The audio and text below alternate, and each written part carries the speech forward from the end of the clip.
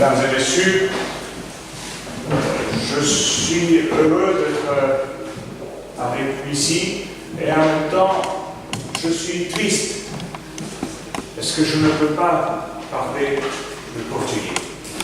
Je comprends peu, mais je ne peux pas parler le portugais ce matin. C'est une belle langue que j'aime et j'adore la musique.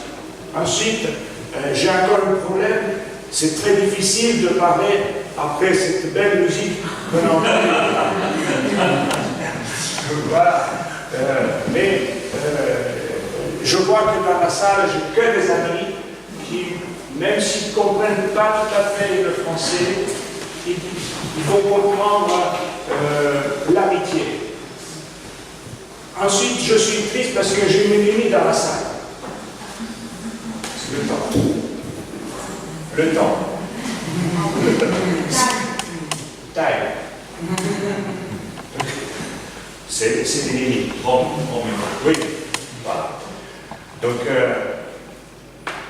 ce matin, je voudrais vous présenter en quelques mots une partie de notre travail. Parce que ce n'est pas seulement mon travail, c'est le travail de toute une équipe. Une équipe à l'université Paul Valéry de Montpellier. C'est l'équipe de recherche CORIS et le groupe IACIC, qui est un groupe international. Il y a plusieurs pays qui font partie de ce groupe. Et là, je suis ici avec une de mes collègues, le professeur Hela Sudor, qui travaille également dans cette équipe et qui travaille également sur ces sujets. Alors, ce matin, je voudrais tout simplement parler de la médiatisation et je vous dis pourquoi je parle de la médiatisation. Parce que je vais avoir une approche scientifique, mais peut-être il y a des théologiens ici dans la salle, et peut-être eux, ils ont une autre approche. Et je veux vous dire qu'il faut réunir les approches, comme il faut réunir les visions interconfessionnelles également.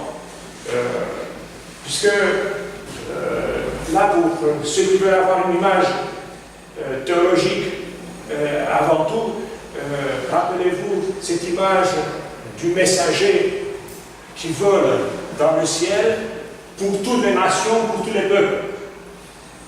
Là, on a le message qui va partout et tout le monde, je vois, vous avez les téléphones, vous avez les caméras et tout le monde peut accéder à cela.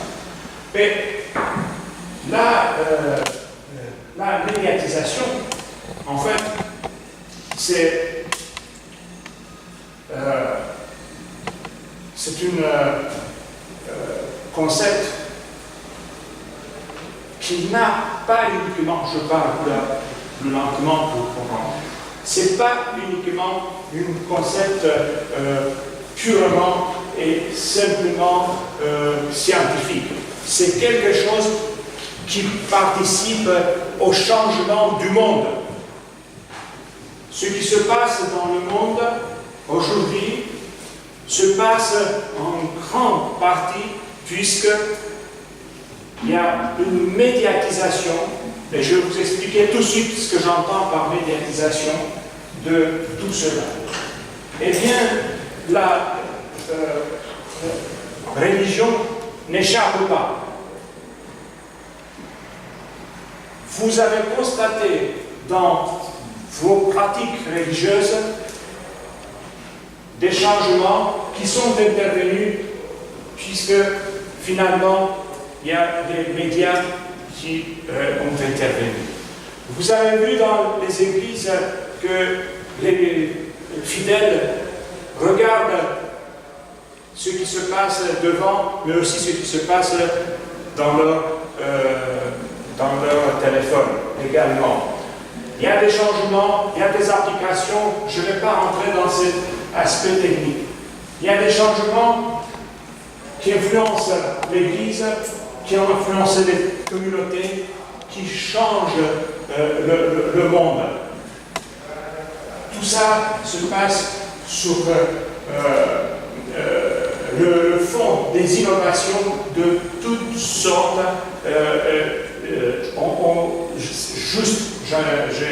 Je parle de cela, mais l'évangile devient une innovation, puisqu'il y a une innovation technologique. Longtemps, je n'ai pas cru cela. Longtemps, je pensais que la technologie, c'est quelque chose de transparent, que ça n'a pas d'influence.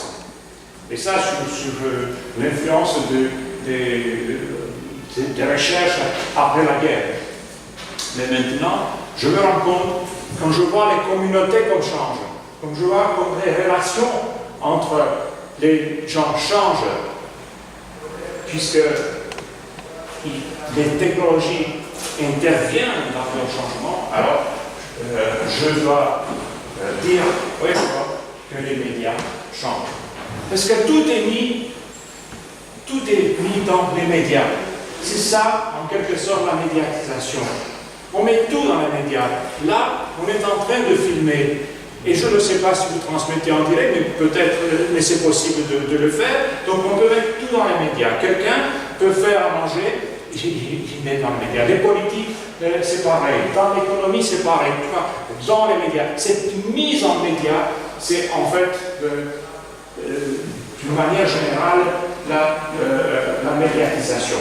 Alors, pour ceux qui veulent avoir un cadrage plus scientifique, il y a au moins deux manières de comprendre la médiatisation.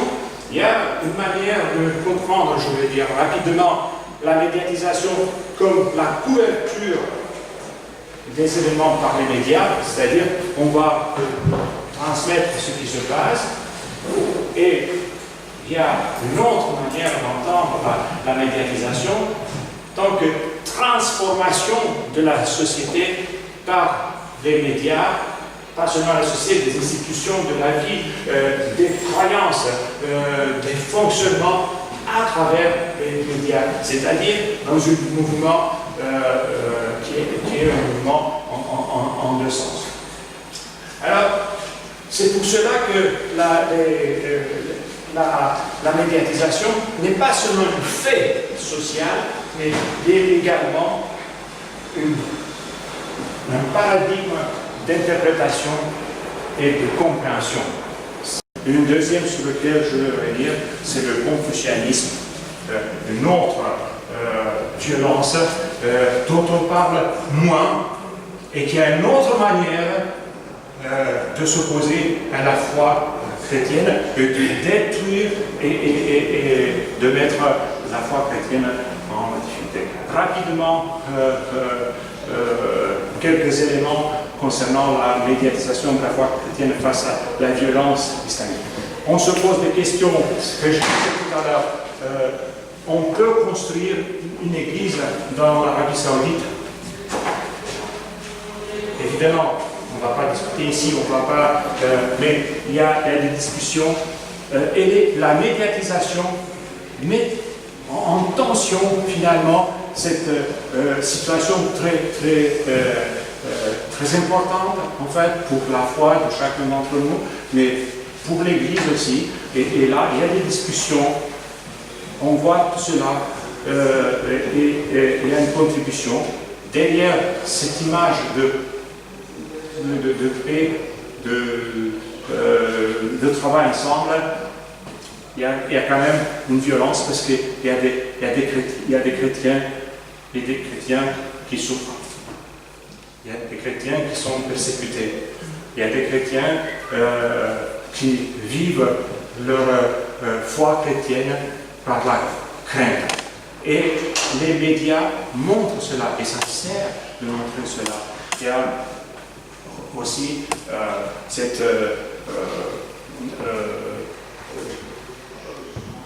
agression vis-à-vis de la liberté d'opinion.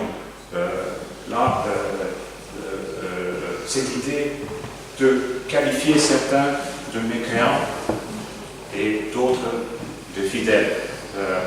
Donc, cette violence, c'est une violence qui est connue et qui est évidente, qui est visible. Mais il y a une autre violence, c'est la violence du confucianisme. Et là, les choses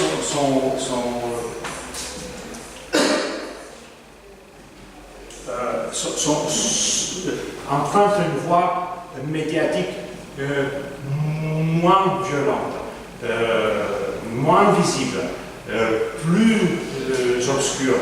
C'est-à-dire là, on a des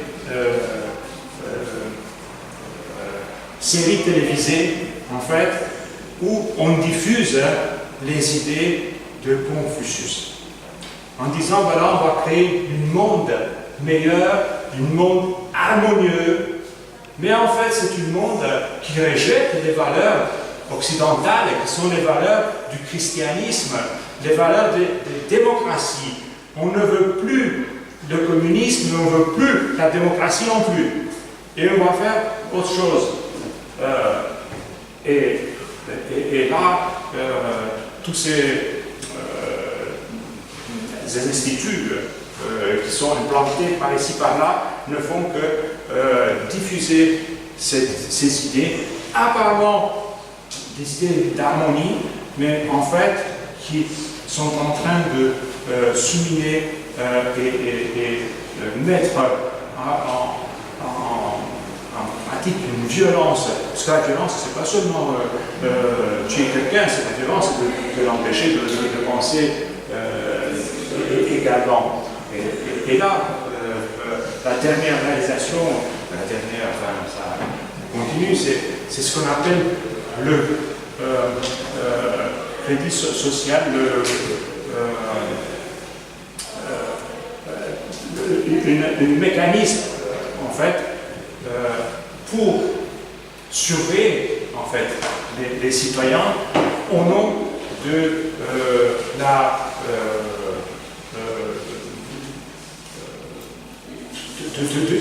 pour la création d'un monde nouveau, d'un monde basé sur l'honnêteté, sur la sincérité.